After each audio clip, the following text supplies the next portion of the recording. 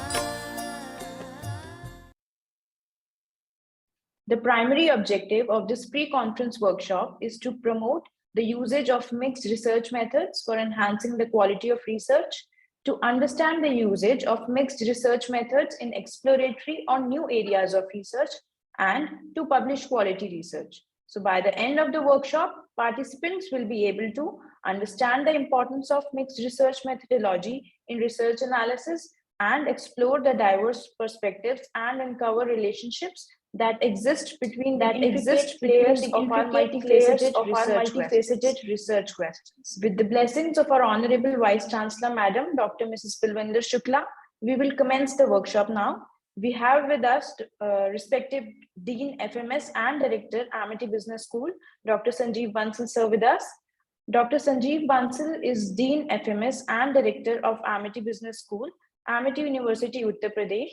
He is an admired academician with a PhD and a doctorate in literature degree. Under his leadership, ABS has scaled heights and has been ranked in the top 10 business schools of India in 7 successive years. In an acclaimed career span of about 33 years in teaching, research, and consultancy, he has been invited to be a part of several prestigious professional bodies, and in his advisory capacity has steered them to success. He is an avid researcher and has more than 225 research papers in prestigious journals to his credit. He has authored 47 books which have been exceptionally well received. He has successfully guided 28 research scholars to produce works of immense educational impact so far, and 8 scholars are working with him. He is on board of many national and international journals. He has been awarded Lifetime Achievement Award by GBIT and SIBF. He has also won Dr. Sarvapalli Radhakrishnan Lifetime Achievement National Award and Rashtra Ratna National Award by IIT. He is also awarded as Best Outstanding Academic Leader National Award 2020 from KIER and Excellence in Academics Awards by ESN in 2021. Apart from his areas of specialization in decision sciences, he also likes to explore and research the vistas of spirituality, management, and quality of work life.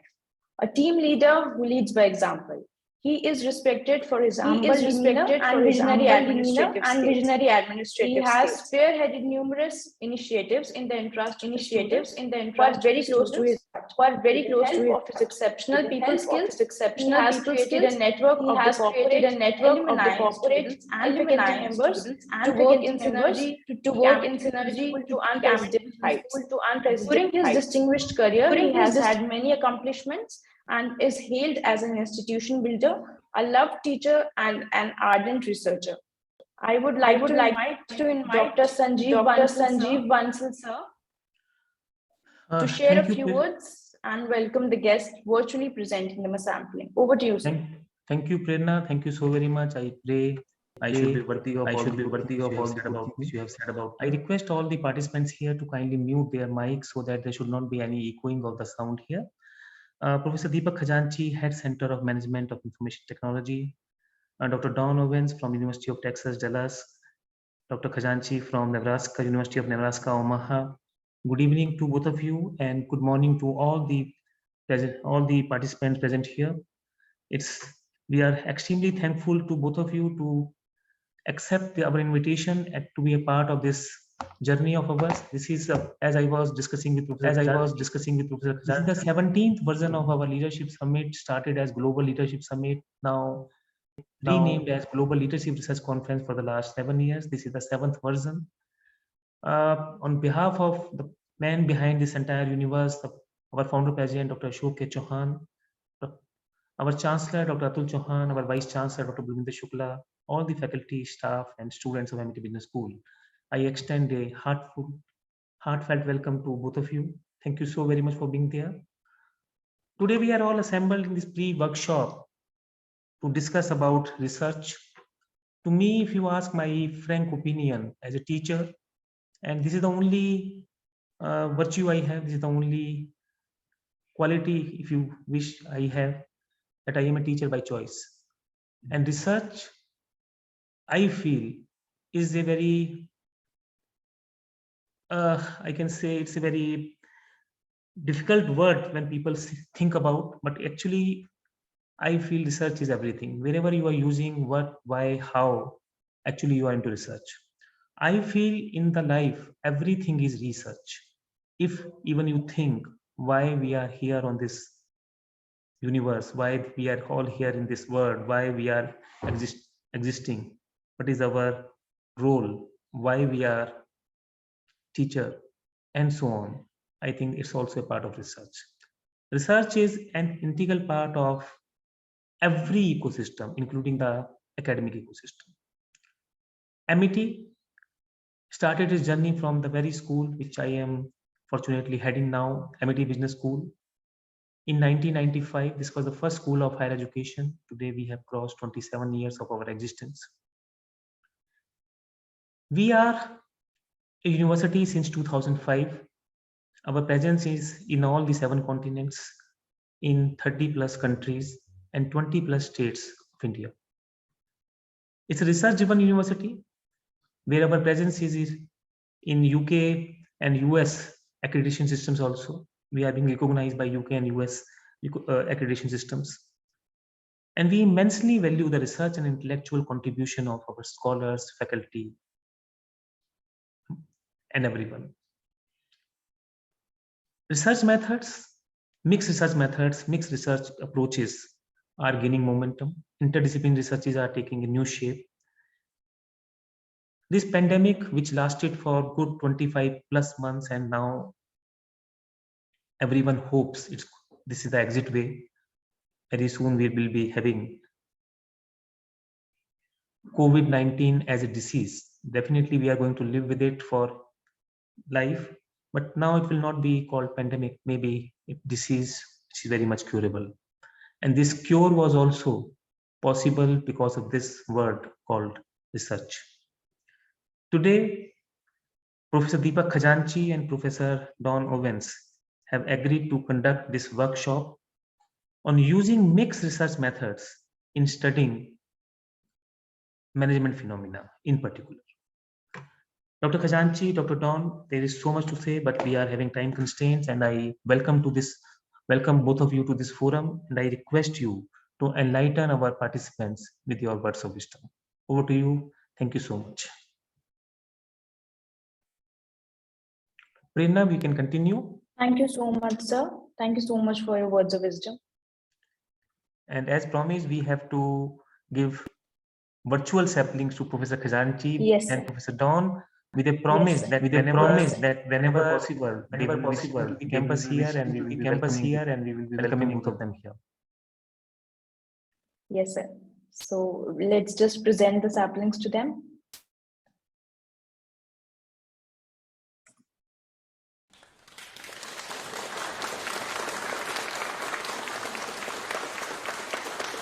Welcome, Professor Khazanchi. Welcome, Professor Khazanchi. Thank you. Now I would like to invite our first speaker, Dr. Deepak Khazanchi. Dr. Deepak Khazanchi is full professor of Information System and Quantitative Analysis in the College of Information Science and Technology, University of Nebraska at Omaha. Between 2002 and 2021, he has served the College of associate for academic affairs, community engagement and internationalization officer, and as the chair of Department of and Quantitative Analysis. He has affiliate faculty appointments in UNO's International Studies and Programs in the Leonard and Shirley Goldstein Center for Human Rights. Dr. Khazanchi has served as a visiting adjunct professor with the Center for Integrated Emergency Management at the University of Edgar, University of International Business and Economics and Management Center in Dr. Khazanchi has published more than 100 articles in peer-reviewed journals, books, and conferences. Over the last 2 decades, he has received approximately $8 million in grant funding and donations from private foundations, corporations, federal and state agencies to support his teaching, research, and community engagement activities. Just recently in 2021, as a COPI with 4 other Nebraska faculty, he has received a DoD grant for $4.9 million, focusing on building analytics and decision-making tools to support bridge infrastructure health in the United States.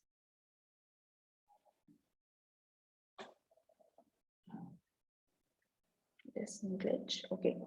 Am I audible? Yeah.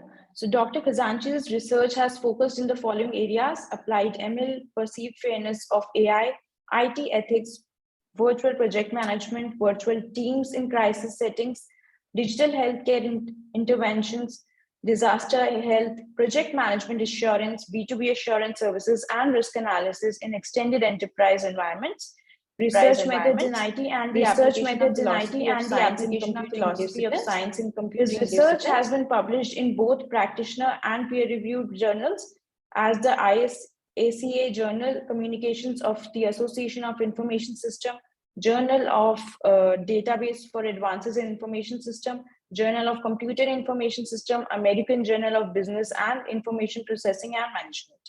He has also presented his research at a number of national, international, regional, peer-reviewed conferences. Dr. Khazanchi arrived in academics after working in managerial and the responsibility for designing structures and as a project engineer for a multinational construction project. He received a PhD degree with a specialization in management information system from Texas Tech University. Prior to this, he earned the MBA degree from Southern Illinois University at Carbonate and obtained an undergraduate degree in civil engineering from the Indian Institute of Technology, Kharagpur. He can be reached via the email that will be provided to you after this. He is living his dream and as an academic and enjoys any free time he has with his family and travel. So now over to you, sir. A very warm welcome to you, Khazanchi, sir. We look forward to an interesting session with you. My request, Prerna, please instruct everyone to kindly mute their mics. IT team, if you are here, please take a note of it. There should not be any disturbance during the lecture of Professor Khazanchi. Yes, sir, I am doing that, sir. Please, everyone, it is a request that kindly mute yourself. Thank you. Maybe the host can actually mute everyone and not allow unmuting until. that would be easier. Thank you so much, Dr. Bansal and Prerna, for such a wonderful introduction, and thank you for explaining the history of the conference and the university. In fact, I have met Dr. Chauhan a couple of times at a good friend's house in Delhi, Dr. Billu Goswami, who used to be the Secretary of Tourism. So I've had the opportunity to meet him and talk to him about his vision of the university. So I appreciate being invited to actually give a talk. And I've been on your campus actually, so thank you so much again for inviting me. So with your permission, I'm going to start sharing my slides and head into the session. And the plan is that I'll present for about 50 to 60 minutes, hopefully, the concepts of mixed research. And then Dr. Dawn Owens, who did her PhD with me not a long time ago, some years ago, I won't say many, but she will present her own work that relates to this kind of research methodology. So, and I have a couple of other examples if we have more time. So that's kind of the plan for the next couple of hours. So I'm going to share my slides now. Looking forward, sir. Thank you. I generally try to start by giving an introduction about myself in a different way. So I appreciate Prerna, reading the bio, and it's always embarrassing to hear someone read your bio, but I really appreciate that. But as Dr. Bansal has pointed out, please keep your mics muted, and I would prefer not anyone taking any recordings or photos without getting our permission. So that's something very important for us because these workshops are given in many different locations, including your own university. And I know that we're not doing questions in the front, so we'll wait till then to ask questions. This is kind of our University of Nebraska campus. Both Dawn is very familiar with it, and I have been here for 20 years. This is in the city of Omaha. This is my 21st year here. And, I'm an IIT graduate from a long time ago in civil engineering. And I've got an MBA, and then I have all these other interests that Prerna highlighted. Also, one of the ways I describe myself is in terms of flags. So I thought, that would be a good start because, Dr. Bansal talked about research, and I believe in visualization. So, this is something that I enjoy showing, so I'm going to show you this slide. But this is kind of my life visualized in terms of flags. So, so this is, if you want to take a different way of looking at the history of a human being's life, this is one, in one slide. So I hope you enjoy the visualization. All right, so the overall objective, as was highlighted both by Dr. Bansal and Prerna, was that we want to kind of introduce you to mixed method research. A synonym for this is mixed research. Some people call it mixed research. But primarily the objective is to show you an appreciation of this idea that mixed research is viable in studying social phenomena, including management phenomena, and that the interesting thing about mixed research is that it allows you to study very complex interactions, and particularly in terms of looking at exploratory kind of work. So we'll give you some examples. So I will start with just kind of giving you some basic ideas and then building that up. So let's start with just a basic kind of understanding of what it means when we say quantitative versus qualitative. So if you were to look at this image and just take a pen and pencil and write down, what you see in the image, And, I'll give you 1 minute, just think about what do you see in this image. And if you write those things down, you'll see that there are certain things that you might describe that would be more qualitative, you would consider, and others that may be more quantitative. For example, if you wrote down that there are X number of people, that's kind of a quantitative assessment, or more quantitative, I guess. And from a qualitative perspective, you might say something like, they are sitting on some kind of rock, and some of them are facing towards the sun or towards the water. So these are descriptions, or qualitative descriptions, or at least more qualitative. That's kind of what we mean when we say, qualitative thinking versus quantitative thinking. So basically, what the idea being that, when you observe something, whether it's in scientific work, like when you're looking at organizations as your subject of study, or teams, or individuals, or human behavior in general, like in this picture, what you're trying to do is formulate some understanding of what's happening. And generally, those who think qualitatively attempt to describe a scene, whereas those who think quantitatively attempt to attach numbers to those. And so that's an important thing to understand, that, and I'll make this case as we go through the presentation, that these are not mutually exclusive. I think a lot of researchers tend to think of only qualitative ways of doing things. It's kind of the European tradition, if you think of it.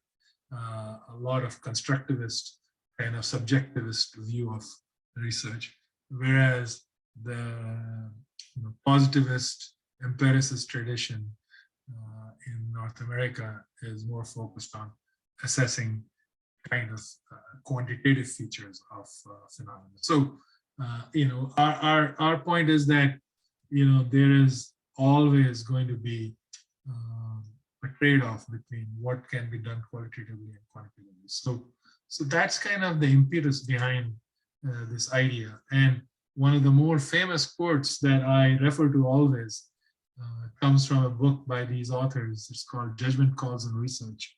And basically, there are 4 basic presumptions here. All research is flawed, right? All research in the sense of methods are flawed. Every type of research method has limitations. And the nature of the theoretical problem should really determine the choice of method. So if you are doing a predictive model of weather, you're going to have pretty quantitative variables. Whereas if you are studying how kids in schools in inner city United States use technology to learn things, you might do what is known as a phenomenological study, where you would embed yourself in the phenomena and study what's happening and how kids are behaving with technology. So that's one way. So what the whole point here is that the nature of the problem should really determine the methodology. And if research is conducted appropriately, any choice of method should lead to the same set of results. And I'll kind of come back to this, because this is a philosophical question, and Dr. Bansal is a philosopher, so he would agree that there is a philosophical, ontological, and epistemological reason for saying this. So when research is conducted appropriately, any choice of method should lead to the same set of conclusions. And then the final assumption that they talk about, in which human judgment is involved, the scientist is making judgments about what research method to use, how to study a research problem, and what is the appropriate choice of method, and also understanding that results are the end point, not the starting point of the research process. That means After you do something, you reach a conclusion, and then you can go back and evaluate it again. So this is an interesting premise to kind of think about mixed method research. Fundamentally saying that, mixed method approaches are very useful when you are trying to combine both qualitative and quantitative research. So, but still they are not like mixed, not really true combination. It's truly like making a mix of ingredients.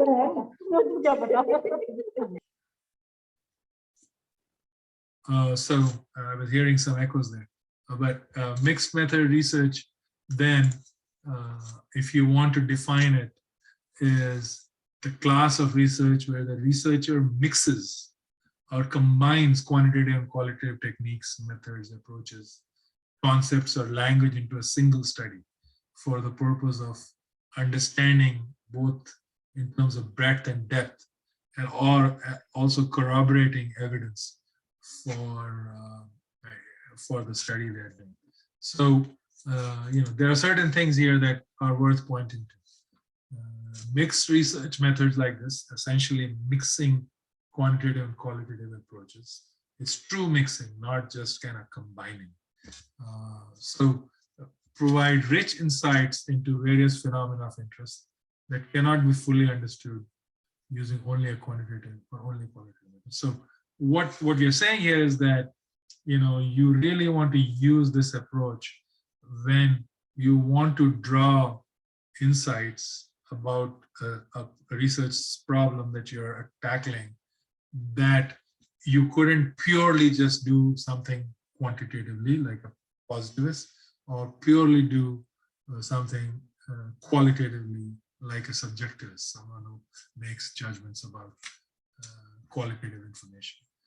So we focus on, with mixed research, we can focus on questions that call for not only understanding the empirical side of things, but also understanding the context in which that phenomena happens. So kind of developing real life contextual understanding, kind of a multi-level perspective, even including cultural influences. So that's the idea behind using mixed research. It requires the framing of investigations within a broad philosophical and theoretical position.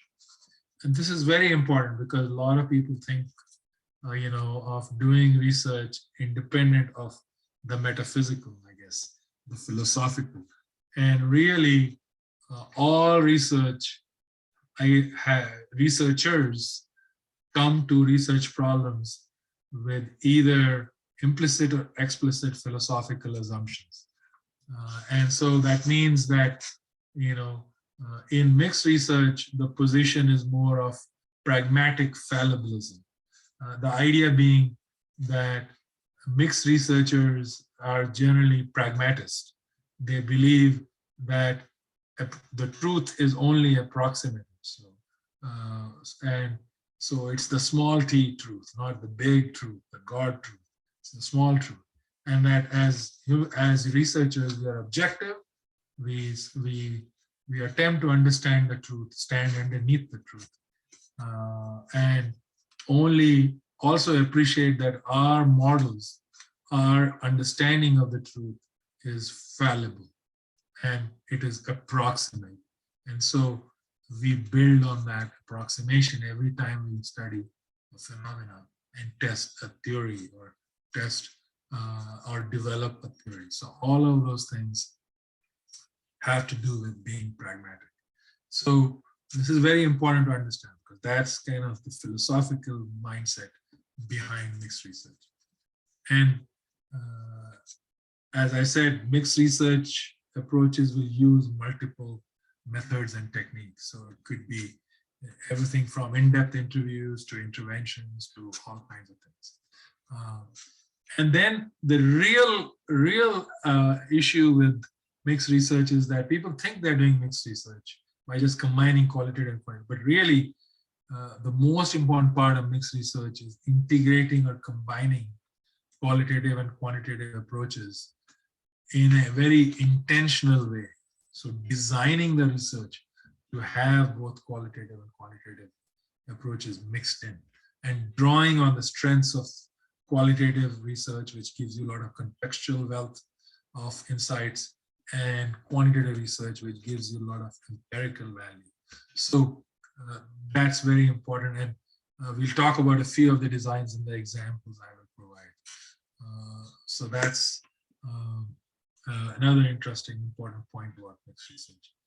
And then the other thing that mixed research does is it provides an opportunity for the researcher to employ rigorous quantitative methods, quantitative approaches, to assess the magnitude and frequency of constructs, and rigorous qualitative approaches to explore the meaning and understanding of concepts. So see, qualitative research gives us that contextual richness that allows us to understand the meaning of what we are finding quantitatively, or vice versa.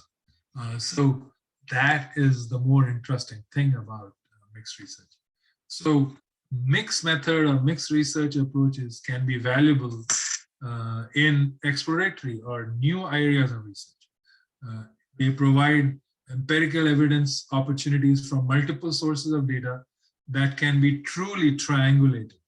So you take your qualitative results and try to triangulate them to get a better understanding.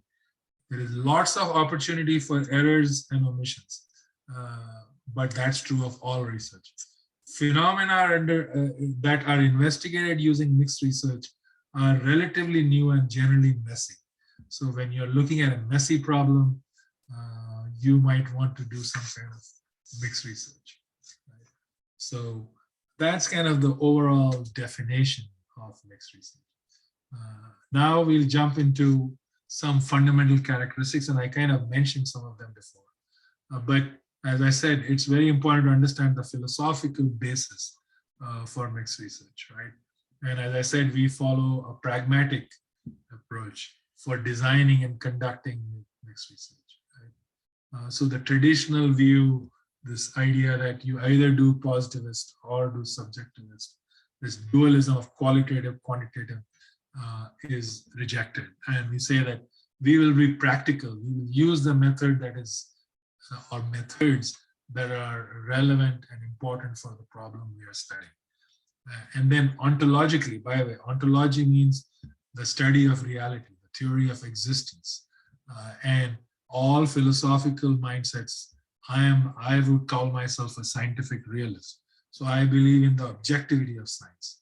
And there are people in the European tradition who believe they are constructivists.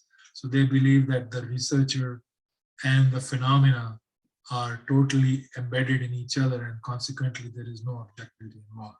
So especially when it comes to societal and social phenomena like management science. So ontologically, a belief in fallible realism is very important. A belief that we are understanding and attempting to understand reality, but our theories about that, our models about that, our explanations about that, our predictions about that are approximate.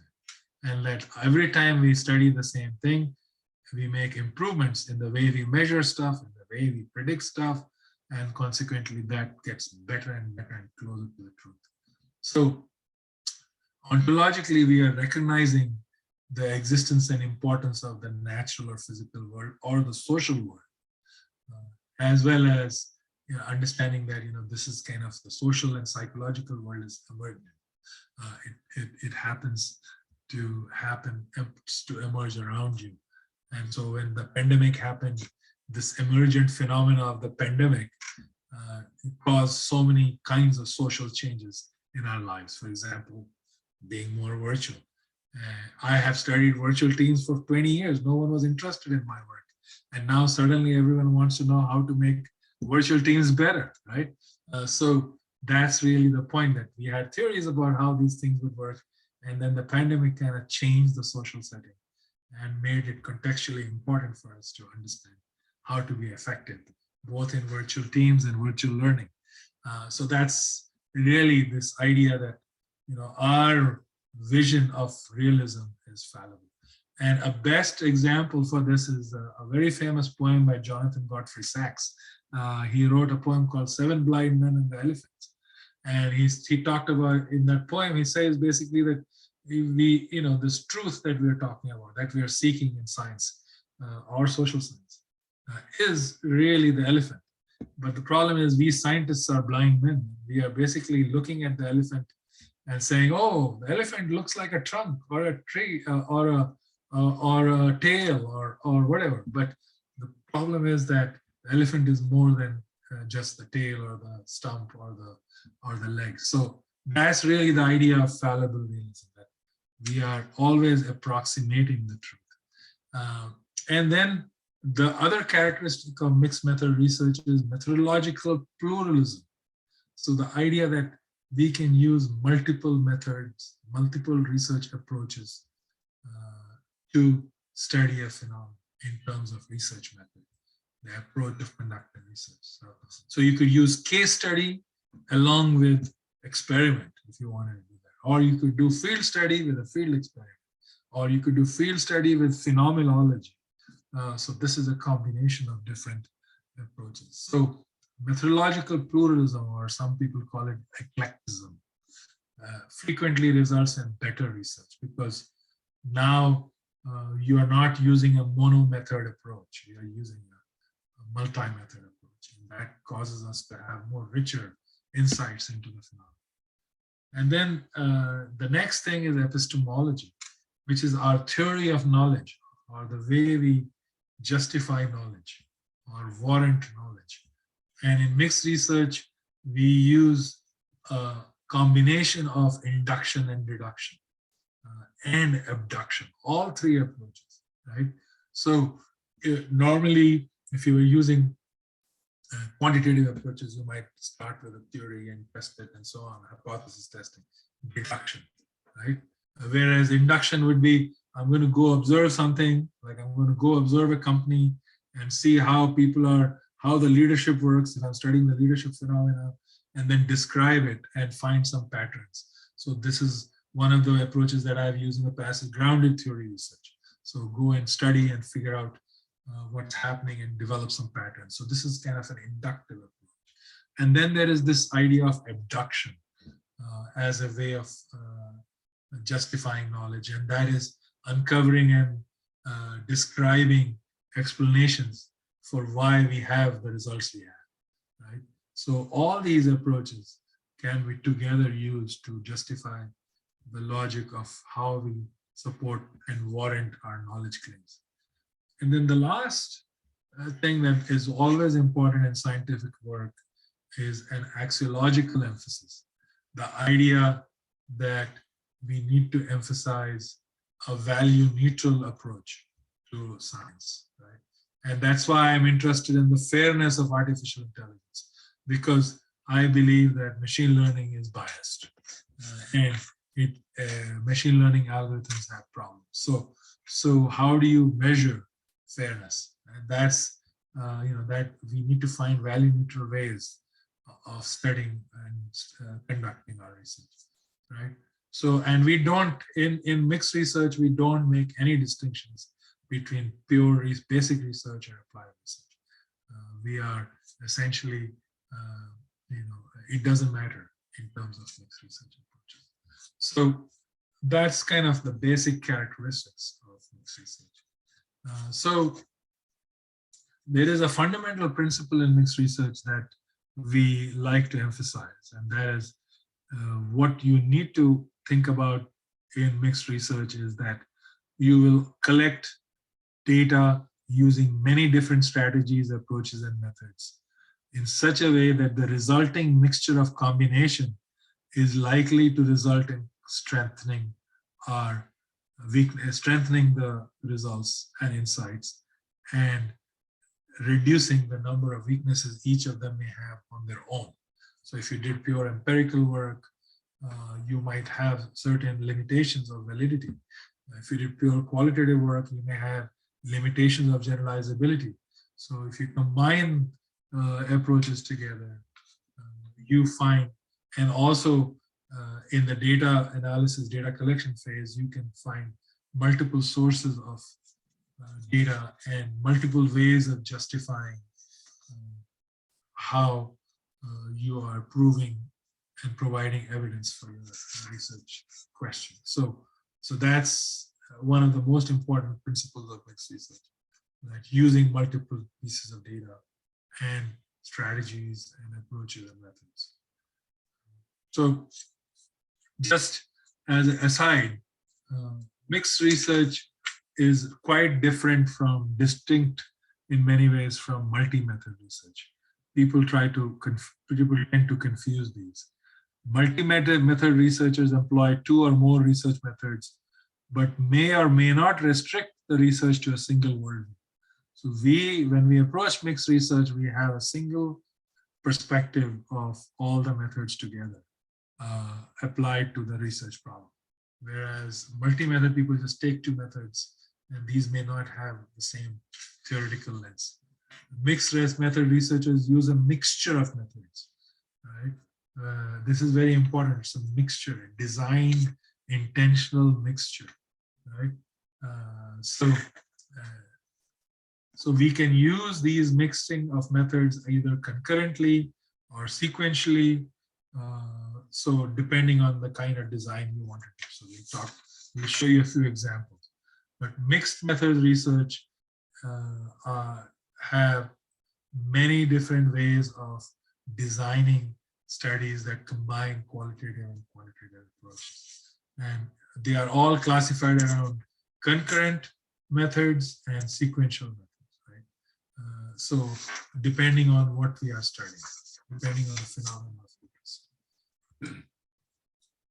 So mixed research designs are very important to understand. So mixed research, Creswell and Clark, 2 famous authors, actually wrote a famous book on mixed research, and they suggest a variety of research designs.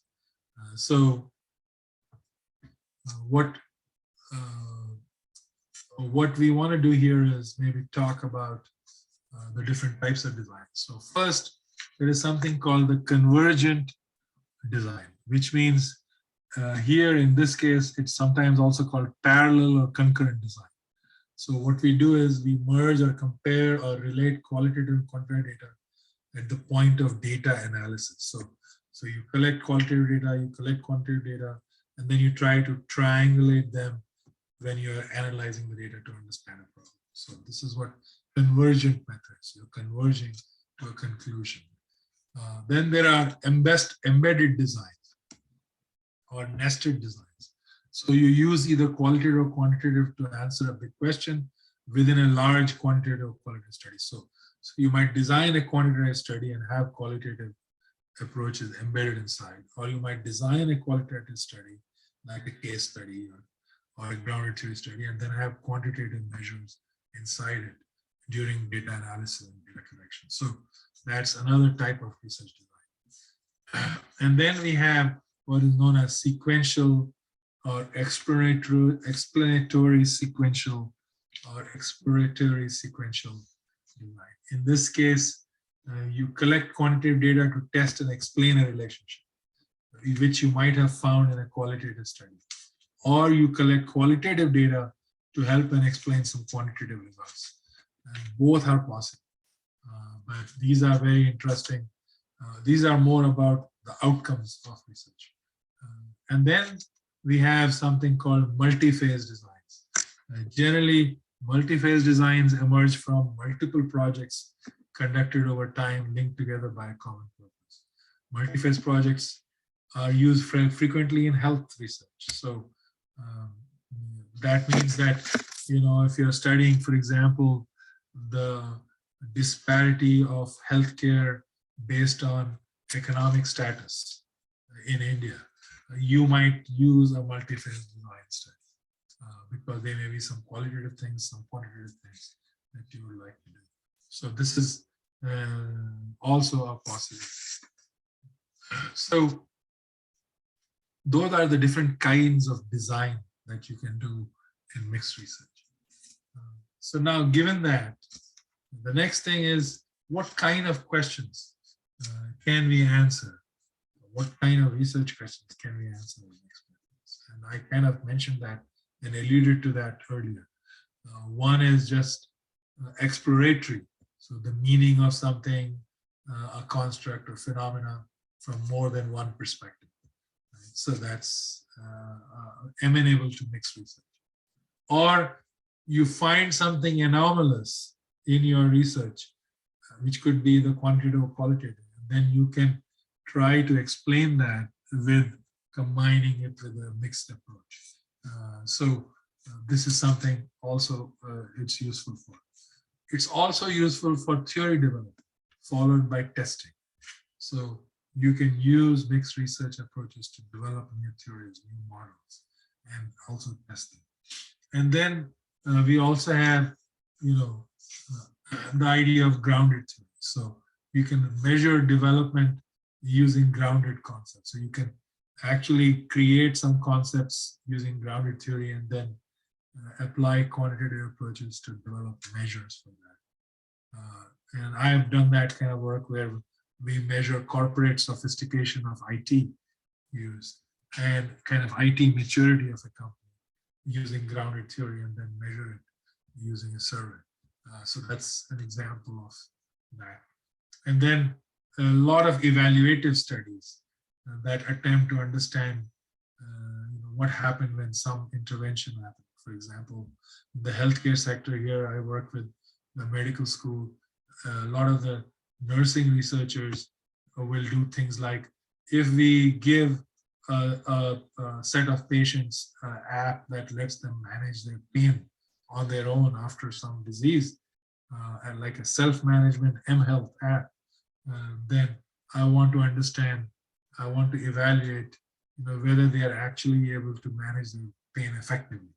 And so that's an interesting way to use this research also. So that's kind of where I'll pause for 1 minute. And that's kind of the basic concepts. So now what I want to do is give you some examples. I want to start with one example that these are all three examples that I'm going to provide. One, Dr. Owens is going to talk about that.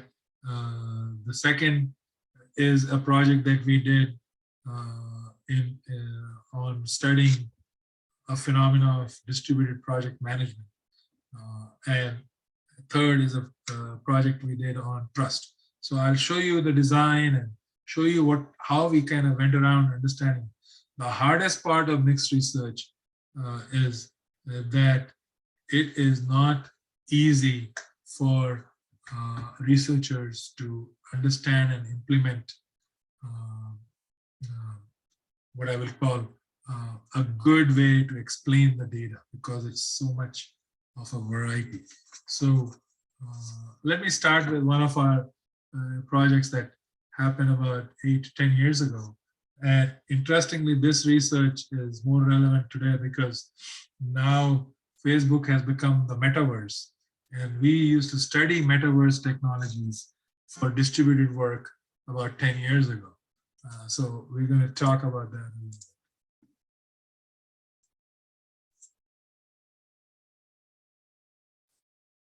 So, all right. So we'll start with this idea of, we have introduced a concept called virtual world project management in a research study that we did 8, 9 years ago. This was before, Facebook thought of becoming metaverses. We were looking at metaverses as a way of allowing people to be better at collaboration when they are virtual. So using 3-dimensional environments to be virtual. So I'm just going to give you a brief background and then kind of explain the design so that you understand how mixed research could be implemented. So, if you want a definition of metaverses, so basically metaverses are virtual worlds which are immersive 3-dimensional environments in which people interact as avatars or personas. And and with other software agents. And the metaphor here is a real world, physical world, but it doesn't have the same physical limitation. So we use something called Second Life for our research work.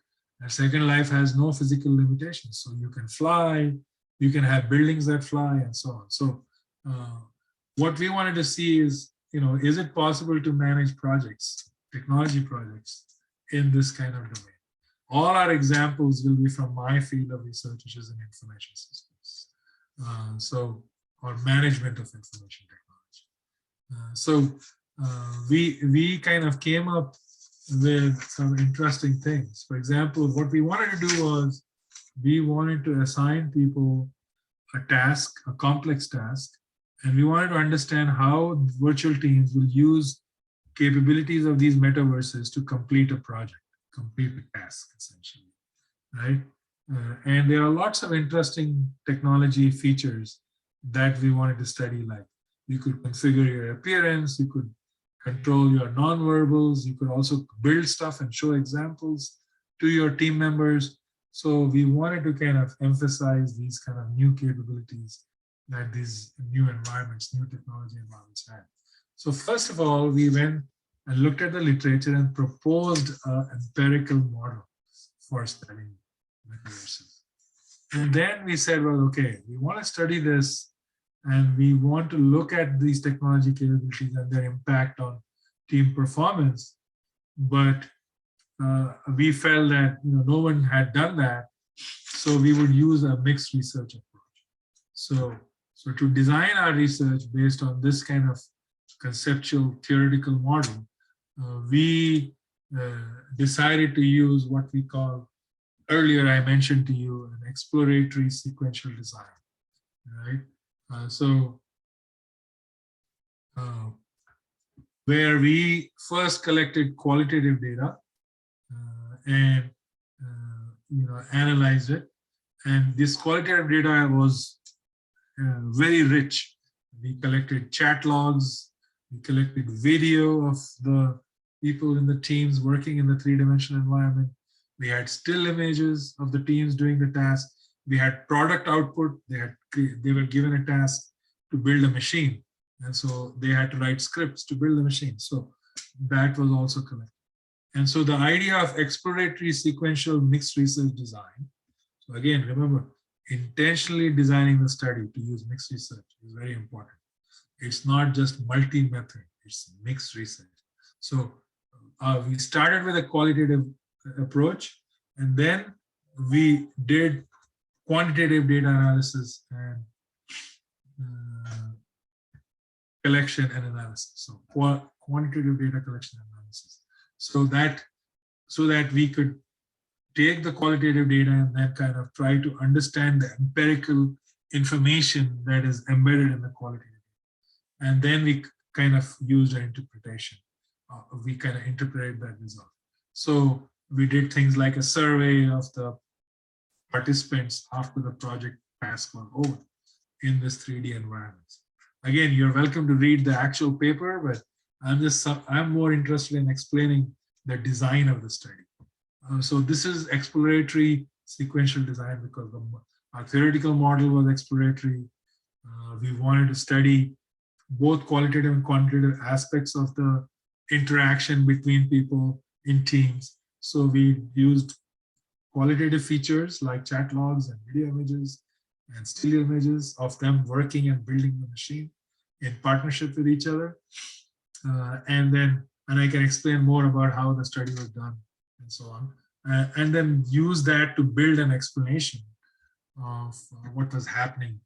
And now the hard part was that even though we use this kind of approach, well, the hardest part, how do we actually interpret the data? We got images, we got video, we got chat logs, we got post surveys. That's quantitative. So now how do we combine this into some meaningful interpretation? So that's a big challenge in mixed research. We should not avoid that. This is a big challenge. And for that, I have written a paper recently on how to overcome such challenges. And one of them is that to do a few pilot studies first. And the pilot studies help you understand how do you visualize the data. And Dr. Owens is going to show some of the work she did on her work. So we, in our design then, we used quantitative analysis approaches for data analysis for the post-research data. We also did some text analysis of the chat logs. We also did some qualitative analysis of the video and still images of the task being completed. So we took images at different stages of the task. And then generally we had team members who were very experienced in this environment. From around the world, we had people from India, from Singapore, from Australia participate in the study in a three-dimensional environment. And the project task was basically for them to build this kind of perpetual machine. Remember that there was no physics in Second Life, so we could build machines that could continuously operate. So and then we were giving instructions to individual team members so that they had to collaborate with each other. So that's kind of the idea. So, if you want to see the experimental area, that's how it looked like, the three-dimensional environment, and you see all these people on the standing around. They are all in different personas. So just to show you then what happened. Well, we had to then kind of come up with how do we explain all the things that we collected to answer our research question. How are these capabilities used? So then we came up with a visual way of interpreting our results. So we said, the qualitative data and the quantitative data allows us to explain how all these constructs that we studied, communication, rendering, the technology capability, the communication processes, and how we understand what the requirements are in this case. And all of this has this kind of relationship. It's pretty complex. It's kind of an interactive relationship. So in addition, we collected qualitative data like this, which was part of their chat log. So we had, these kind of conversations we recorded, and we kind of analyzed those. And then we also analyzed images like these, which showed, them building their products and their projects.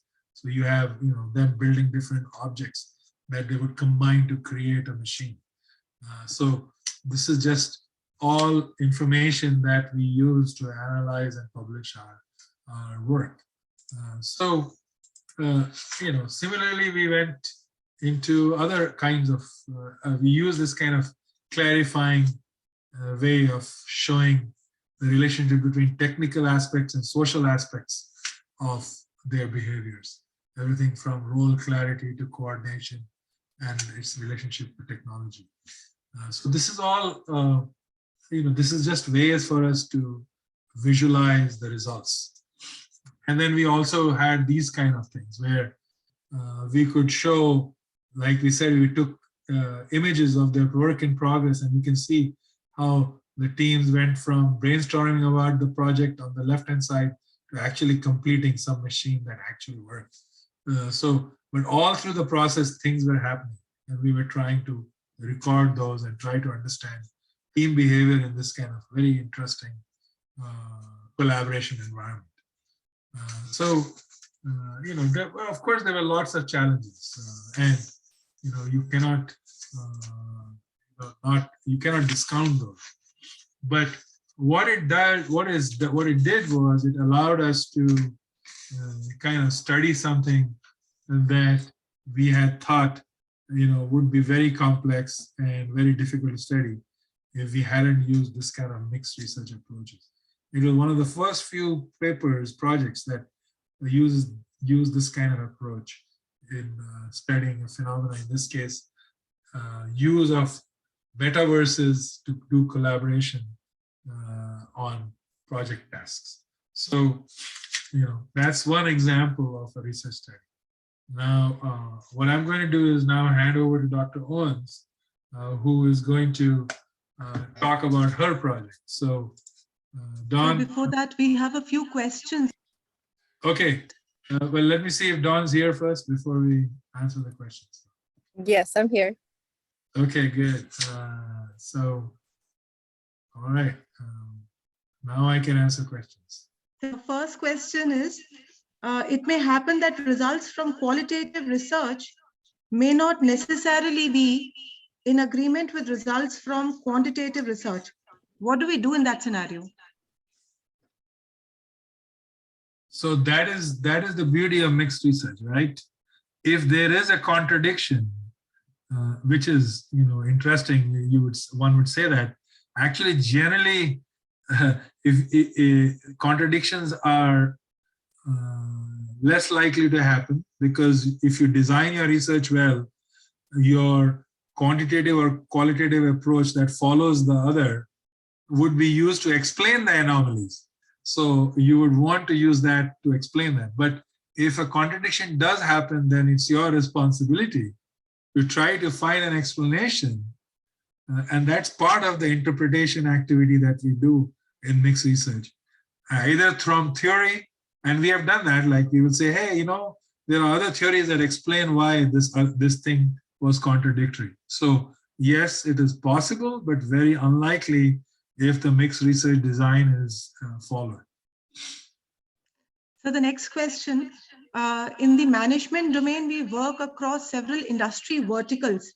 So do you think that mixed research method and its applications will be more relevant to some industry verticals than others? No, I don't think so. I think it's more about the problem you're trying to tackle, right? So wherever there is interaction between people, technologies, and processes, you will have the ability to apply mixed research. And I think what happens is people do mixed research anyway, but they don't call it that, and they don't design it that way. And that's actually a problem, because if you don't intentionally design the mixed research model or mixed research design, you end up coming up with information that you don't know what to do, and you sometimes just neglect to report it. A lot of scientists will just report whatever is good and leave the rest. But when you do good quality mixed research design in any one of these formats that we talked about, you will likely get, at least you would have a plan of how to explain everything in your data. So the next question is, research done using mixed research methods more acceptable by journals? Dawn, you want to answer that? Again, I think it depends. I think there are certain journals are more geared towards one method over the other. So I really think it depends on the journal outlet for one, but then also I think it's also how you position your findings, right? So it's all about the story that you're trying to tell, and how you tie it all together, I think is really important. So another question, there is a lot of talk about, multidisciplinarity, interdisciplinarity. So how do these combinations work? Multidisciplinarity and mixed research, or interdisciplinarity and mixed research? I mean, maybe you could just throw a little bit of light on that. Yeah, I mean, that's interesting that someone asked. But all these words are great. I mean, multidisciplinary. Think about management research in general. It's multidisciplinary anyway. There's psychology in it. There's organizational behavior in it. There is management theory in it. And if you add technology, there's technology in it, right? So we are already doing multidisciplinary research, right? And also doing interdisciplinary research. So let's not make a big deal of it. This has been happening for years. Psychology and organizational psychology is the foundation of management theory, right? And mathematics and computer science are the foundations of information systems. So, all of this is very connected, but it's a great question. I would say, don't worry about whether it's multidisciplinary or interdisciplinary or whatever. Worry about what is your research question, what kind of method is the best way to answer that research question. Over to Dr. Bansal now. Thank you so very much, Dr. Mandana. I was just endorsing the facts which Dr. Khajanchi has said. In fact, I was just speaking with a colleague. I personally feel there are no kinds of research. Research is research, unbounded, right? So interdisciplinary, disciplinary, course-based, one discipline. This is all, I'm sorry, it's actually has no meaning. Research is research. I mean, it is unbounded. It's a feeling. It says journey in a boat, you know, I mean, where there is no support system. So, and the only word which match with research is passion. So when you are passionate about, everything is acceptable. If you just keep on juggling between what is research, how to do research, what method to use, interdisciplinary, you will never reach the shore for sure. So that is what, and I was listening to each and everything in between. I just switched off my camera, but I was there throughout. Dr. Khazanchi, I am very happy that you accepted our invitation and you could take out your time. And I request Dr. Vandana that in future, we should be conducting a session with Dr. Khazanchi's availability, Dr. Don's availability for all our research scholars, specifically for research scholars. Yes, Not for general audience, but only for research scholars. And Dr. Khazanchi, at University of Uttar Pradesh, I have 2,000 plus scholars. In Faculty of Management Studies, where I am the dean, we have 500 plus scholars in various programs of research. We offer PhD program in management, commerce, finance, built environment, competitive intelligence. So number of fields and whatever you have said is actually of utmost importance for the knowledge of everyone. And you have very rightly said just now about technology also, that mathematics is something which is foundation. So it gives me a lot of proud feeling, because I always advocate being a student of mathematics. I personally feel it is basically a requirement for all the scholars, whether you are doing literature or something. Mathematics and IT is something which should be given as a crash course to everyone. So great. over Thank to you, you Dr. so Vandana. much. Dr. Don, thank you so very much for being there. I think we can now continue with Dr. Don's lecture also, Dr. Vandana. Yes, sir. So definitely. Dr. Khazanchi, please do not leave us. This was a... No, I have a few more slides after Don. Perfect, perfect. You know, lovely intellectual session, but please be with us. Yes. Over to you, Prerna. Sir, can you just unshare the slide for a while? We would actually like to welcome Dawn. Dr. Bansal is there, so if we could briefly welcome Dawn for 1 minute. Absolutely. Dr. Prerna, please go ahead. So thank you so much, sir, for such an interesting and knowledgeable session. Now I would like to request Dr. Sanjeev Bansal, sir, to virtually present a sapling to our second speaker for the session, Dr. Dawn Owens. Dr. Owens, this is virtual sapling. So this is a display of our feeling. And as I have requested, whenever you are traveling to this part of the world, you are most welcome to come to us, and it will be a pleasure to host you here. So looking forward. For the time being, our wishes are virtual. This sapling is being given to you, and I am extremely thankful that you could accept our invitation and you came here. Thank you so very much. Dr. Khazanchi, I think you as a guide in better position to tell her about the tulsi plant, and you can actually tell her about the importance of tulsi plant. And as a policy, we always welcome our guests with a tulsi plant only, sir. And so, and tulsi is a very religious plant also, Dr. Dawn. So I think Dr. Khazanchi will be in a better position to explain you about the sentiments of ours. Welcome to the conference. Thank you so much. I really appreciate it. Dr. Dawn Owens is a clinical assistant professor at the University of Texas at Dallas. She works in the Jindal School of Management, teaching various information system courses. She is also the program director for their undergraduate degree program titled Information Technology and Systems. Her most recent accomplishments include the creation of the ITS Academy, which focuses on conducting events for current and prospective ITS students. Under her guidance, the school organized the second edition of the ITS Exploratory Summer Camp for high schoolers and the first ever STEM symposium for middle school girls. She has also been the driving force in changing the ITS degree program to a STEM designated degree and updating the curriculum to include more technical rigor for students. She was also instrumental in implementing the AIS and Women in Technology student chapters on campus for the undergraduate ITS students, apart from being the faculty advisor for our Toastmasters Club in JCO. Over to you, ma'am. Well, thank you so much for the warm welcome Please and unshare, Prerna. for the introduction. So yeah, so there we go. There's the slides. So I'm just going to talk for a few minutes about another example of how we implemented some mixed research methods, and kind of along the same lines of the virtual world, virtual projects, virtual teams. But then the unique perspective that I looked at was looking at trust in teams and how trust influences team members' behaviors, how it influences outcomes. And so that was the additional component that I added here. And so if you look at the research question, how does the use of virtual world technology capabilities affect the development of trust in virtual teams?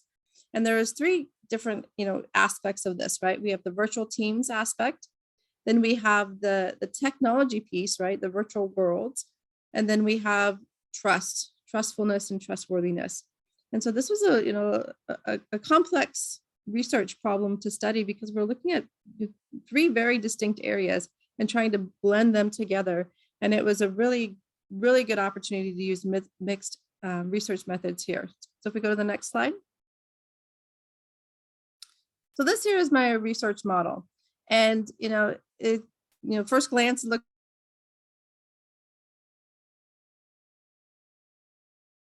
looks very complicated, but one thing I want to point out here is that when you're developing your virtual teams technology, and that was the focus of my study, and you see in the dotted line there. But then also when you are developing your research model, there's other things that might influence, and so it's important to bring in the entire context here. So of the dotted line were not necessarily things that I studied in my research, but they're still important in the context of the phenomena that I was trying to study. So I brought them into the model so that to build an entire picture, so that we could see again, looking at the thing here in the middle, how it ultimately influences project outcomes, how it ultimately influences communication effectiveness. So bringing all these things together is important, when you're designing your research. Next slide. And then this is just showing some of the different theories that we looked at to how this model developed, right? These theories are informing this model, and so the theory development behind this is also very important. Now here's where the mixed research comes in, and Dr. Khazanchi mentioned different types of mixed research. This is an example of convergent parallel design. So what I did is I looked at both of these things together, happening together in parallel. So the qualitative data, looking at the group. So the way that I structured the research is that I had each team would come together and do their work, and then they would complete their work. I would do a survey, and then we would move on to the next team, and then the next team would come. I would do a pre-survey before they started their work. They would do their work, and then I would do a post-survey. And so I would do this for each team, and there were 7 teams or 7 groups. And so what this allowed me to do is then to treat each team like an actual case study. And so what I did is use case study research. I used, looking at each individual case, each group as an actual case. And this allowed me to kind of replicate what was being done, to be able to see, okay, are there any patterns that are emerging? And what are those patterns, and what are those patterns telling us about what is happening in the groups? How is trust being formed in these groups, and how does that influence the actual outcomes? The quantitative data, like I said, was the pre and post survey. So looking at measuring specific constructs. And so that, again, when you sit down and design your research, you're designing what constructs are you going to use? What are the constructs that you're going to measure, and how are you going to measure those?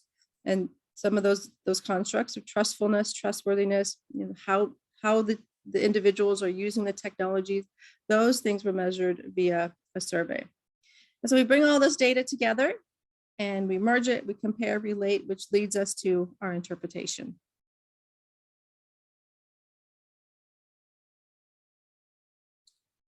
So again, similar to the other survey we talked about, right? We had quantitative data that was collected via survey, but then we also had this additional qualitative data, the text chat logs. So looking at all, and you've all experienced this being in a virtual environment, right? We talk via in person, we talk as we're speaking, but we also do a lot of talking in the chat window. And so collecting those chat logs to see, okay, what kind of messages are coming through? What are the team members saying? How are they saying it? How often are they saying it? So that collecting that data and bringing in and examining that, looking at video images. So we recorded all of the teams interacting together, and we looked at how did they interact. So you monitor, looking through that video and developing what patterns emerged there, and looking at, of course, still images. And then also one thing that was also really important is I acted as an observer for each one of these groups, and I observed throughout their interaction throughout their time and took notes. So taking notes about what's happening, observing specific interactions or specific events that are happening. And then these observation notes are, again, another data point that was used to in this process to interpret the results.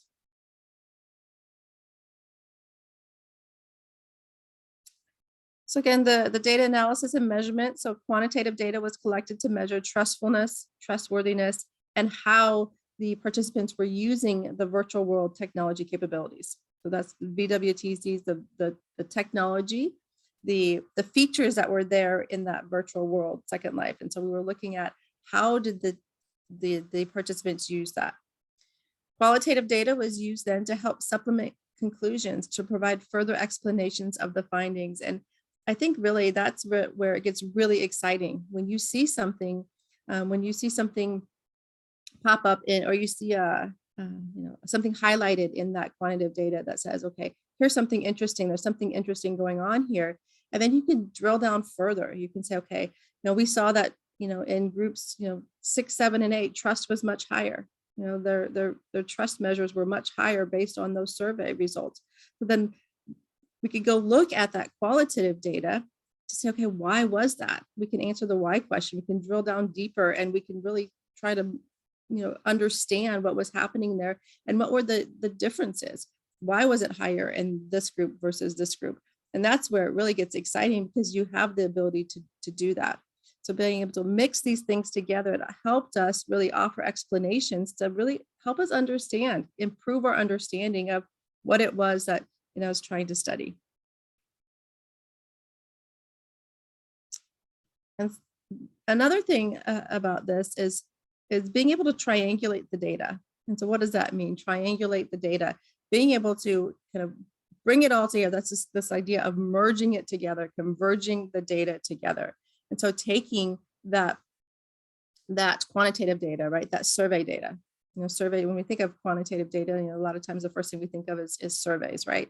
But being able to take that quantitative data and mixing it and bringing it together with the qualitative data, and in this case, right, the text chat logs, the video still images, the observation notes. And what this does, it allows us to increase the credibility and the validity of the results, but also to really help us offer some key explanations. So in terms of the sample findings, one of the things was that, one of the things that really emerged was that for the projects that were being done, virtual world technology capabilities were a good fit. The technology that was there proved to be a good fit for what the group members were trying to do. The people in the teams didn't feel like they needed to change the technology, or that the technology was lacking anyways. So they were able to use it in its original form. And they did this in a way that helped improve their team performance. So that was something that we learned. Something else that we learned is that, so these little boxes here represent, so each one of those circles represents the groups, right? And I mentioned there were 7 groups. And so we were able to plot each group into this into these boxes here based on, how did they utilize the technology? How did they fit the technology? And how did that, how does their trust change, right? Was there, because we did a pre-survey and a post-survey to look at how did they trust one another in their teams? And did that change, from the beginning of the project to the end of the project? And we were able to plot them into these little quadrants. And then again, looking at, okay, well, I'm just going to pick a group here, the yellow, look at the yellow circle, and look at the yellow circle in the bottom square. Group 7 is maybe an outlier. So being able to now having all of this rich data set and this really rich data set to be able to explain why is group 7 an outlier? What is unique? Why did they have, high trustfulness and why are they, relatively high in terms of fit? Being able to have a good explanation for that was important. And then, so what do we do with this data, right? Now we have this, what do we do with it? Then we can start to develop some ideal profiles. And that was one of the contributions of this particular research, is being able to say, okay, let's develop some ideal profiles so that we know that, in some cases, maybe, trust is not as important. And so, and the adaptive use of technology might be low. So that might be, if you have low trust and, low adaptive use of technology, that would be a good fit for a project that required low communication, little collaboration, or unequal distribution of work. But if you have a project that requires high communication, high collaboration, equal distribution of work, then, you're going to want to focus more on high trust, high adaptive use. So being able to identify some profiles that will help teams be more effective in how they work together.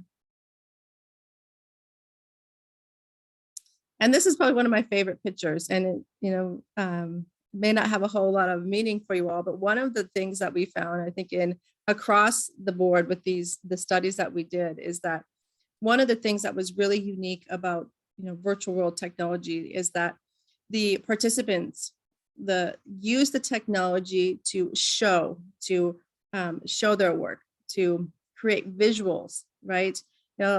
Sometimes it's really hard, some people learn differently, and some people are visual learners and some people are audible learners. But one thing that really emerged with this technology is that the participants utilized the technology to help illustrate what they were trying to say. And that was a really interesting finding. And again, that was, and we found this by looking at the videos, by looking at the text chat logs. And in this picture here, what the participants were doing is that they were trying to identify or trying to decide what they wanted their, they were building machines. What do they want their machine to look like? And so the person that's standing there, I'm observing, but the group member said, let me just create some really quick and let's vote on them, right? So they were able to be able to show, instead of saying, well, it could look like this and it could have these colors, or it could have, these colors could have this pattern. Instead of talking about it, they quickly built these boxes that showed what it could look like, and then they decided to vote on them. And that was a really interesting finding. And again, and that is something that emerged throughout the groups, right? Something that was common throughout the groups is that they were using the technology to visualize what they were thinking. And then looking at the open-ended survey responses, right? So if you look at some of the key words, working in a team, project, right? Group members, building, those are some of the key words. But then some of the most useful technology capabilities that emerged was instantly, or tools, examples. And that highlights, this instantly, tools, examples, highlight this immediacy of our artifacts, being able to visualize what we are saying, instantly be able to show what I'm thinking versus having to explain it. And again, the idea here is that we saw in the picture that what they were doing, and the words here in the survey support that. So this is an example of how we're blending this data together, converging this data to help support our findings. I think that's the last slide down. So, Okay. so Vandana, do you want to take questions now, or we'll just finish up? So you continue and then we'll take questions. Okay.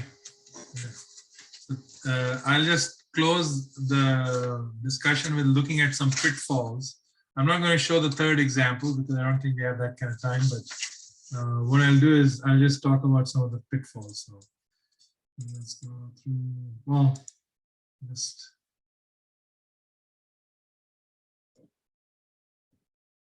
So another research project that we did, we used something called embedded mixed method design. So this is how we designed it. So just again, another example of a research design where again, this was similar to what Don's work was. It was on trust, but in a different setting. And this is a great example of where we have done a qualitative case study on the outside and quantitative survey embedded inside it, right? So we have this embedded design. And so the qualitative study was using a case study design, and we collected all kinds of data. And then in the embedded design, we had both a survey that measured a few constructs. And then the neat thing about embedded design is that it allows you to do interpretation at every stage of data collection. So you could be doing, we were studying teams. So, if you have studied traditional teams, you have forming, storming stages. Well, at each stage of the development of the team, we could collect data and make sense of it, and then try to go to the next stage. So that added to our understanding.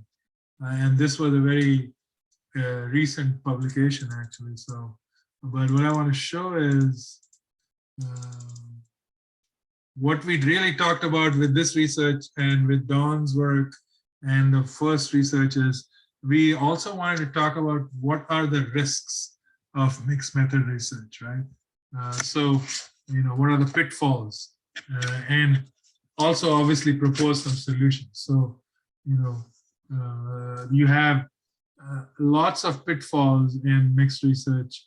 And, there are 9 of them that we talk about in our publication. But, the idea that, you start mixed research with no clear intention. So that's really the problem.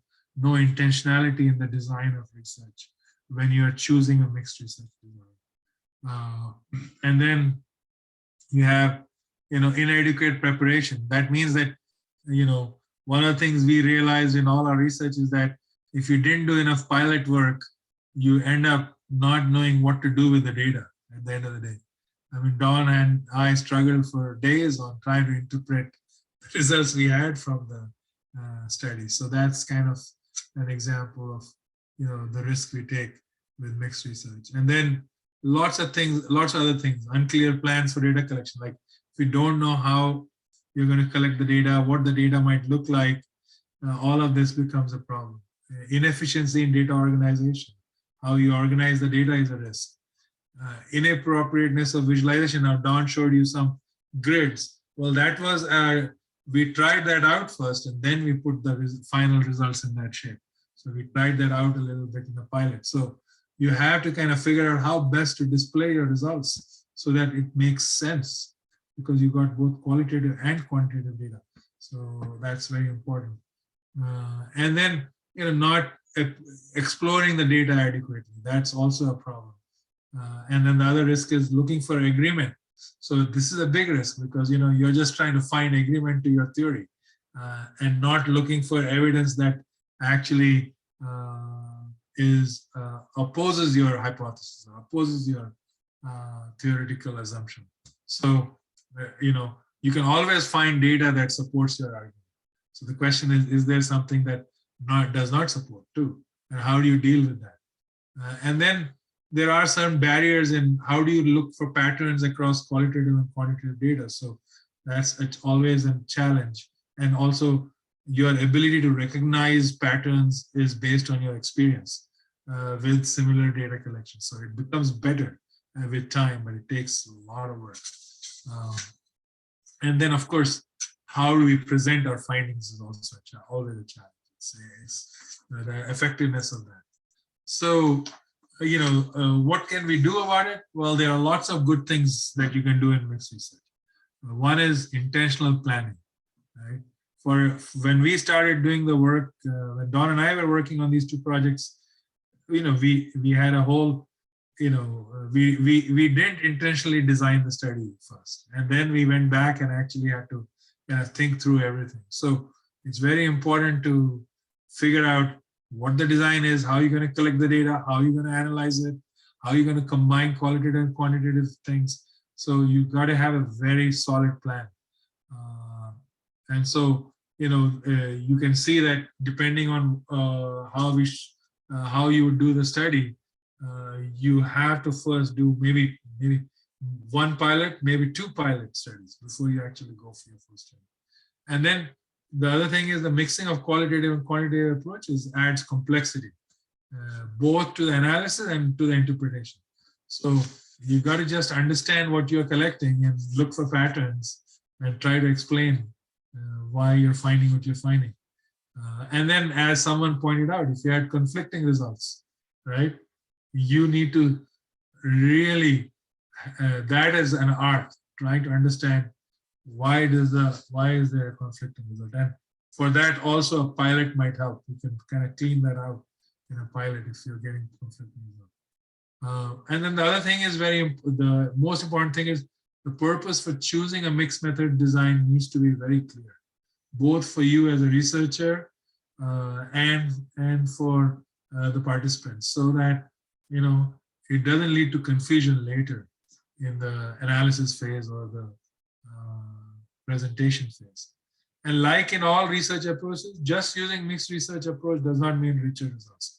So just because you're using qualitative research or just because you're using mixed research, you'll get better and meaningful results. That's not true. Greater generalizability and fewer limitations inherent in the methods would only happen if you go do a good design. So you got to always have an understanding of what are the limitations of your mixed research approach and generalize appropriately, right? Given what you did, you must have a solid. That's one thing even when I review papers, I'll say, where is your limitation section? I want to understand what are the limitations of your work, of your method, right? So that's why even that becomes more important. The last slide is just a list of strengths and weaknesses. So, and a lot of these we have covered in the examples and in our presentation, but I'll stop here so that you can see it and glance through it. But we also have a series of references if you want to read some of our papers. Don's papers here and a couple of the other papers here. A lot of our team that has done this work. We can send you a list if you're interested. I'm not sure if I put it in the abstract one, but we can send you a list of references. But I think we can stop here and maybe get a few questions, and Don and I can answer questions. Amit? Yes, thank you, Dr. Khazanchi. A few questions from the research scholars. First question is nature of research motivate scholars to use qualitative, quantitative, or mixed research method in their study? Could you repeat that? Sorry, I didn't hear the first part. Is nature of research motivates scholars to use qualitative, quantitative, or mixed research methods in their respective study? Right. So it totally depends on what your research question. I think I always teach our PhD students that you have to write good research questions. So if you're trying to explain something, you'll have a different kind of method. If you're trying to find cause and effect, it'll be a different kind of method. If you're trying to explore some phenomena, you'll have a different kind of method. So it is very important to align your research method with your research question. I think that's the most important thing. Right, Dr. Khazanchi, another question by another research scholar. He's asking this question to, I think, Dr. Dawn. Softwares are really helpful to determine the sample size in research. Our researchers must go go manually to determine their sampling determination in their study. So what do you think about that? Researchers must use the softwares while determination of the sample size? That sounds like a very positivist question, though. I mean, you're not talking about empiric, quantitative research. We're talking about research. But anyway, Don, sorry. No, that's okay. So they're asking if the software should help determine the sample size. Yeah, using software tools, I guess. Yeah, I mean, if they're available, then absolutely, right?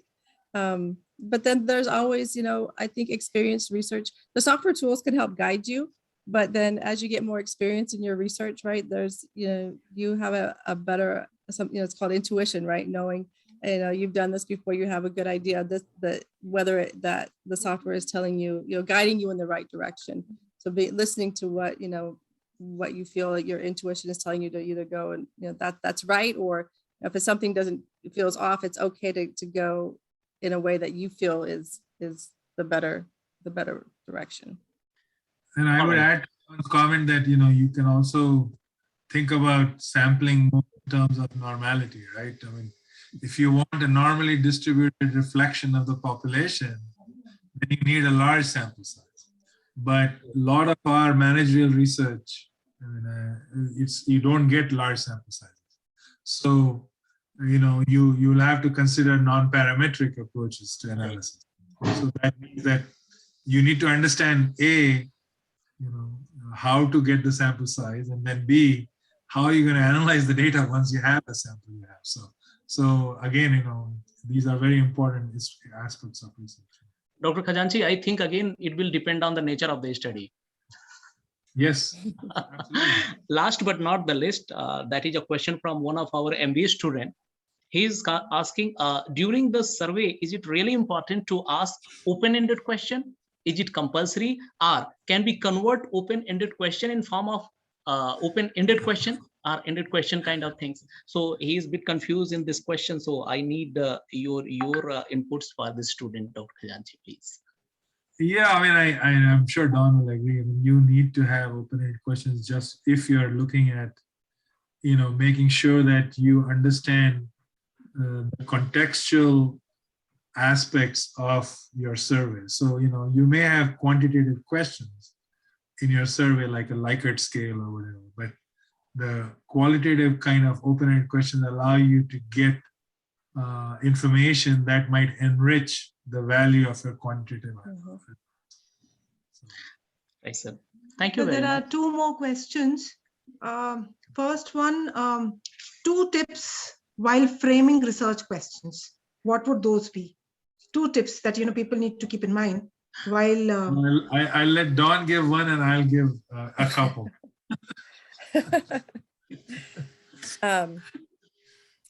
I think making sure that it's clear that it's hard sometimes to sit down and come up with those research questions, but making sure that it's clear, and you have a good idea of what it is that you are trying to study. So making sure a clear research question is very, very important. And it kind of goes to the scope statement. In project management, we talk about scope statement and how it needs to be very specific and clear. It's kind of the same thing, right? Because your research question is what's going to guide your research. So you want to make sure that when you start, you have a clear guide on how you're going to move forward. Yeah, and I agree wholeheartedly with that. Clarity is very important, and also, I think you should start at the top. Like, what is your phenomena of interest? What is it that you want to study? And then what is the kind of gap that you're trying to tackle in research? Your question should, everyone just wants to jump to hypothesis. So I'd say every research should have a question, okay? And the question should be either a how question, a why question, or a what question, right? That's it. Or sometimes there's a which question. It's a time thing. But and I can give you a whole 1 hour on just research questions, so I'm not going to say that. But, you know, how is more of explanation. So how did something happen? What is something like, what are the factors to affect something? So it's more like a looking at factors or looking at attributes, right? And then, Okay, sir. so why is about explaining something. So understanding a phenomenon. So, you know, and then there is the whole idea of which of the variables are relevant over time. So so basically all research questions can be classified into those 4, right? More or less. And if you, the only other thing advice I'll give is don't ask questions that result in binary answers. Okay, so one of my favorite examples, I'm just doing a colloquium, and Don knows about this, on research for PhD students. And I gave them an assignment to write a question in 1 page, explain why the question is important and what will be the contribution to knowledge once they answer that question, right? Just write a 1-page essay. And all 10 of them failed on it. Why? Failed meaning they were having difficulty. Because one of the first things they did is the question states something like, can we know that machine learning will predict this X thing? I'm like, the answer to that is yes or no. I mean, that's useless, because if the answer is no, you're not going to pass your PhD, right? And if the answer is yes, so what? Who cares if you can? So the question, the way it's stated in the, you know, is very important. And as Don said, so that, you know, think about the clarity of the question and never have a binary answer. If you have a binary answer, if someone can say yes or no, then you're in trouble, man. You're totally in trouble. Sir, we have one more question from the audience. What are the 3 most important things that we need to keep in mind while creating a mixed method design? When we are making the choices, when we are creating the mixed method design, what do you think are the 3 most important things that we need to keep in mind? I mean, I can start. I mean, one of them is clearly making sure that you understand what you're going to do first, right? I mean, is it some embedded design? Is it a sequential design? Is it a concurrent design? So figure that out first. And the second thing would be make sure that you do a pilot. Maybe do 2 pilots so that you know the quality of data you're going to collect, how you're going to analyze it, and then how you're going to interpret it. Those are 2. Don, So, and a little bit of context. I mean, you know, probably you could bring in a little example here in terms of formulating the design, because the biggest challenges are formulating the research question, biggest challenges are formulating the design, and then execution comes later. So at this juncture, what is it that researchers need to keep in mind? Yeah, I think that's it. I mean, you first have to have a solid research question. Make sure you are steeped in the literature in that question. So you need to know what people have already done. And then, you know, when you are thinking about mixed research, you also should think about whether it is amenable to that question, right? I mean, that's very important. So the question might be, you know, something that's could be probably better off dealt with an experiment. Then why would I do mixed research? The only reason I do mixed research is because I feel that this combination of qualitative and quantitative data might help me get a richer understanding of the question that I'm trying to tackle. So that's really what I would think about. So, you know, to start, you need to just do something. That's what I say also. Just don't sit and, you know, I know how students are. You're just going to think about it rather than doing it. So 90% of PhD dissertations and research is just doing it. So you got to do it, make the mistakes, and then hopefully, you know, you learn from them and do a better job. So I'll say the first and only advice about all of research is just try it and do it and see what happens. There is another question. Amit, I think you have it. Yeah, I have a question from the audience. One question is, during writing the result of the research, there may be a chance of overlapping of the outcomes. How can we cope up by such kind of problems during the documentation of the research? Don, you want to take that? Since you had to write the outcomes. Overlapping of outcomes. Well, I think that if I'm understanding it correctly, that's a good thing, right? Because that just means that, you know, what you're found, what your is supported in multiple, you know, in the multiple data sets. So I think that that would be a good thing, right? And you want to write about that, saying that we found this outcome emerged in both the survey results and in, you know, the qualitative results. So, you know, write about that in your results section. Okay, there is one more question from the audience. Amit, I think you will take it forward from Palak. I think I could see. Palak Verma. So if our research area is a new and less researched, and if we find few past research papers could be based our further research questions on the basis of those previous research papers, as the number of references would be really low, are the paper with less reference acceptable in Scopus? So there are combination of two questions, I think. So I tell you, the Scopus business is garbage. But, you know, I think that we in India, we tend to, and I think probably, this is also true in my colleagues in China, there's the same problem. There is too much emphasis on the indexes. I think first you should do good research. Screw the index. First do good research.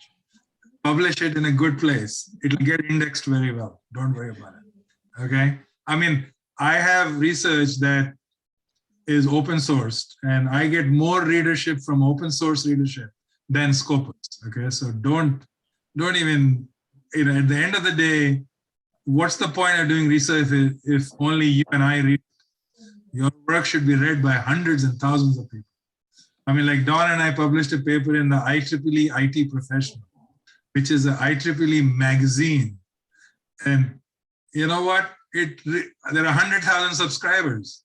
I don't really care about Scopus. It's not Scopus indexed, but it is one of the largest readership for that paper, right? So, I mean, think about that. So that's one. I'm answering that question first because it's very, you know, I think it's too early for an early stage researcher to worry about Scopus. Okay?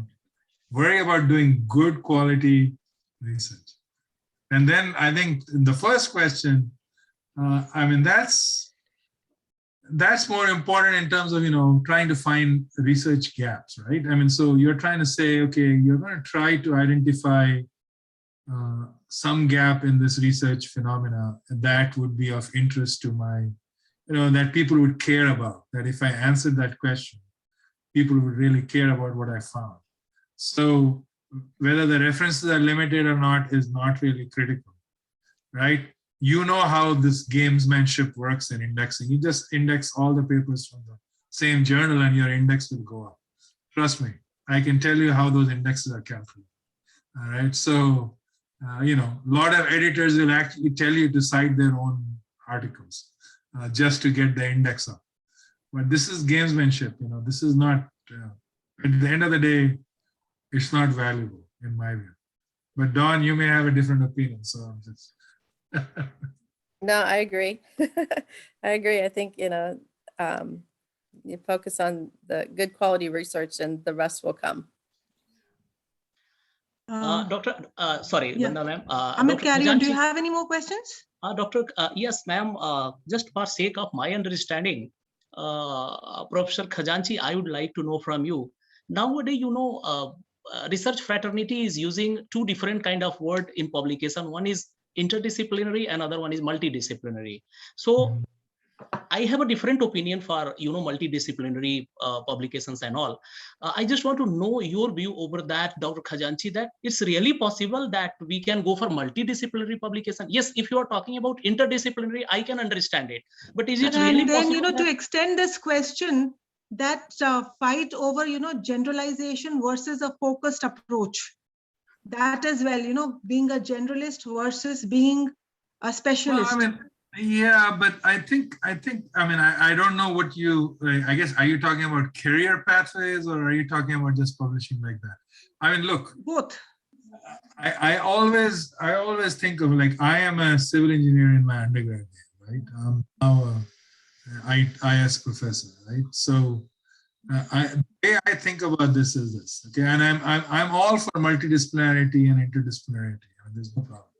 First of all, as I said in the beginning, Emma, information systems as a discipline is interdisciplinary. I mean, you don't have a choice.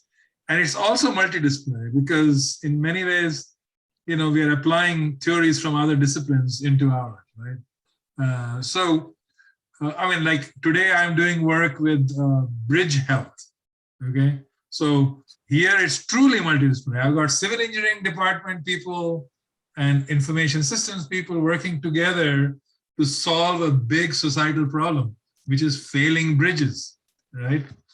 And we got engineers who are designing sensors that we put on these bridges. So I got everyone working on the single problem. You can only do it with people from many different disciplines to solve a very practical societal problem, right? The rating of infrastructure in the United States is C, which means that it's likely to fail any day, especially bridge infrastructure. So, you know, that is a multidisciplinary problem. You cannot tackle it in management or in IT or in analytics. It is a combination of, I mean, fortunately I have a civil engineering background, so I can understand the engineering stuff, but I'm working with experts from all those fields. So I would say it's more about the kind of problem you're trying to tackle, right? That will dictate whether, you know, you need to apply a multidisciplinary perspective, because I think we are not experts in everything. So you got to bring in the disciplines that are relevant.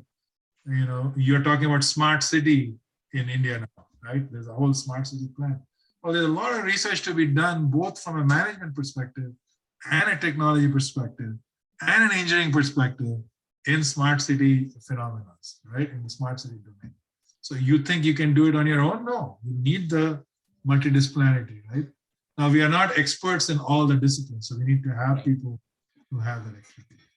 But there are certain disciplines like management, like information systems, they are by nature multidisciplinary, as I mentioned, right? So psychology and computer science and organizational behavior and organizational, I mean, they are all related, but they have some connections to it. So, I mean, it just totally depends on the kind of research problem you're tackling. And also it depends on the kind of job you're going to take, right? In our college, and it's true probably for Don, we don't look at the journal that you publish or the index in which you have the publication. We look at, you know, what kind of complex problem are you tackling, and is this a portfolio in which you would have work that expands your intellectual impact, right? So we look at intellectual impact regardless of outlet. Okay, I don't care whether you, like I have recently, we are publishing in Journal of Structural Engineering. Has nothing to do with information systems, right? But why? Because it makes sense to publish about the health of bridges in a structural engineering journal, right? So I think the discussion is taking a slightly different turn, and you know, let's not go into controversial territory. Let's keep it you know, nice and safe. I think Dr. Bansal wants to say something. No, Dr. Vandana, there is nothing, no controversy. Believe you me, the intellectual things, it's only discussion. We shouldn't debate. We are discussing, and discussion is something, you know, this is the most democratic way of expressing ourselves. When I was hearing to Dr. Pandey's question, which Dr. Khazanchi very aptly was replying to, my session would be, don't be confused between interdisciplinary and multidisciplinary, Dr. Amit. Just say correlated research. So when it's correlated, everything is covered under. So, but Right. so, Nice, great. and Dr. Khazanchi, as like I always say, so the best way to avoid an argument is don't do it. But discussion we should definitely do. I'm not arguing, I'm just giving my opinion. Great. May I ask a question? Yes, we have Professor Ramesh Bagla, who heads the marketing department here. He wants to ask a question, Dr. Khazanchi. Bagla, sir, over to you. Dr. Khazanchi, thanks for a very enlightening session indeed. I come from industry basically. After working for 35 years in the industry, I came to academia after say 12 years back. And after coming to academia, I have started researching. I have done my PhD also. But my question to you is that the research that is going on, I don't see even a minuscule percentage of that research getting used in the industry, getting applied, getting commercialized. So this research, I have heard many things in academia, publish or perish and things like that in various conferences. But my question to you is, what good is that research which is not applied? It remains in the journals. You get citations, you get whatever ratings are there, indexing is there, all the paraphernalia is there. But I would like to know, because I am new to research. I am still learning the ropes. So Dr. Bagla, Dr. Khazanchi, I just would like to introduce Dr. Bagla to you. He is a young, Dr. Don, to you also, he is a young professor of only 70 years of age. And he has 40 years experience in corporate and very passionate person. So with his choice, though I always told him that like you are worth 5 PhDs, don't do well. He went for a PhD at the age of 60 plus and earned a degree also. So great learner. Dr. Bagla, we can't see your handsome face. If you can come on the camera also, please. They are not allowing me. They say that it has been disabled or something like that. They cannot take your smartness much, I think. No issues. Please carry on. Okay. So no, I think Don and I both would agree, because we are both actually worked in industry before we came to academics. So Dr. Bagla, Don worked for many years. Don, maybe 10 years before you came to PhD? Yeah, like 13. 13 years, yeah. So she was a project, she worked, and I have worked as a civil engineer after IIT for many years before I switched to academia. So, and I have actually written a paper on this, Dr. Bagla, about wonderful. I would love to read that. About the rhetoric and relevance of research. Wonderful. And I think one of the fundamental arguments that you made is extremely important. It's not about applied research, right? Or basic research. It's about research that is relevant, right? Absolutely. That's what I meant. Pure navel gazing is only good enough to some extent. Like, some of us can be Einstein and develop a theory that has no practical relevance right away. But I think that is important. But most of us do research for the wrong reasons, I guess. We do it for publishing, or we do it for indexing, or whatever that is, right? Or for promotion, for tenure, whatever that is.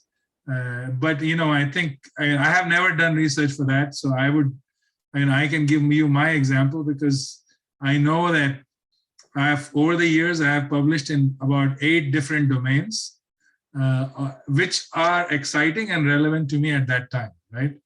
And most of the time, the goal is that this makes a direct relevance to, has a direct relevance to practice.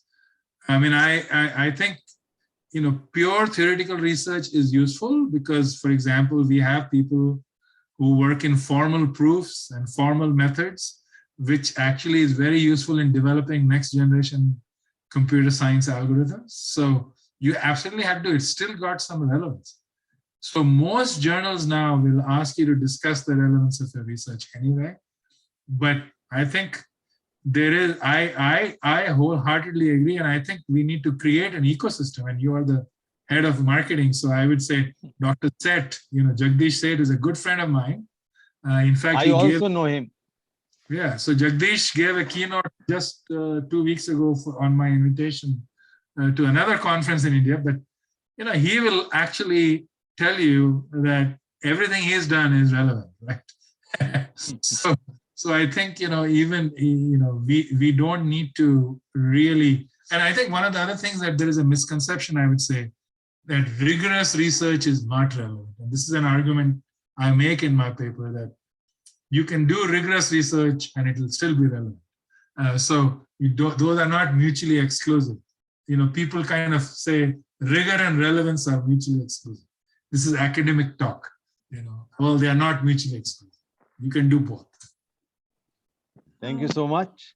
And I do hope that in future, in our PhDs and other researches, this factor should weigh when you get recognition for publishing a research paper in A-star journal or B-star journal. This factor somewhere should be built in. This is my suggestion. Yeah, also for young scholars, I think you should think of your research in 3 parts, I would say. One, your research, you should write a paper about what you have developed and what is your empirical work or theoretical work, right? You should write that.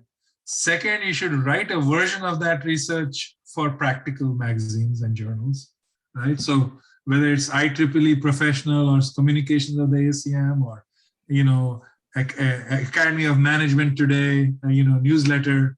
I think you should translate your research for the common manager, common practitioner. Absolutely.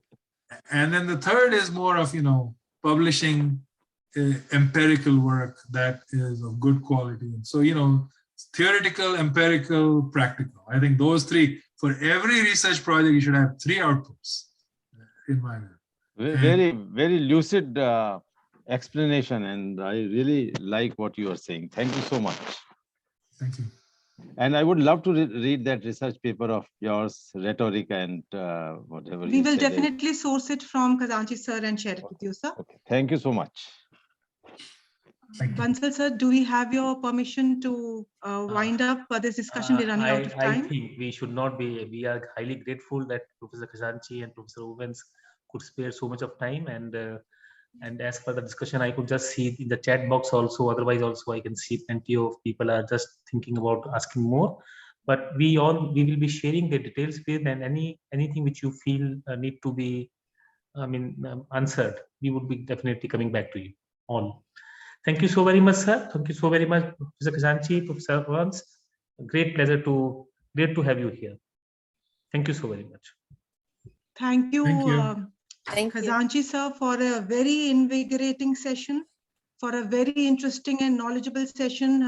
Thank you, Dr. Dawn, on behalf of and with the blessings of our founder president, Dr. Ashok K. Chauhan, our Chancellor sir, our Vice Chancellor, Dr. Balwinder Shukla, our Dean FMS and Director ABS, Dr. Sanjeev Bansal, my co-host, Dr. Amit Pandey, my team, Prerna here, Dr. Richa, and her students here who were supporting this. And, on behalf of all of them, we thank you. And I also thank all my team members. I also would like to thank the IT team member for supporting this event thoroughly. And a big thank you to our very supportive audience. The thank yous have started pouring in from the audience members. Very big thank you to Dr. Khazanchi and Dawn. It is morning here in India, and for you, it must be late night there. So really grateful to you. My association with you, Khazanchi sir, goes back, good 7 to 8 years.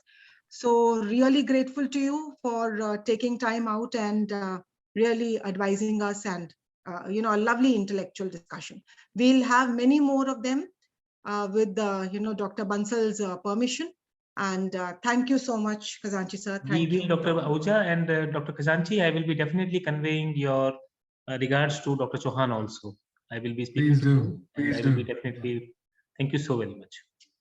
Thank you very much. Thank you so much, sir. Thank you. Bye-bye.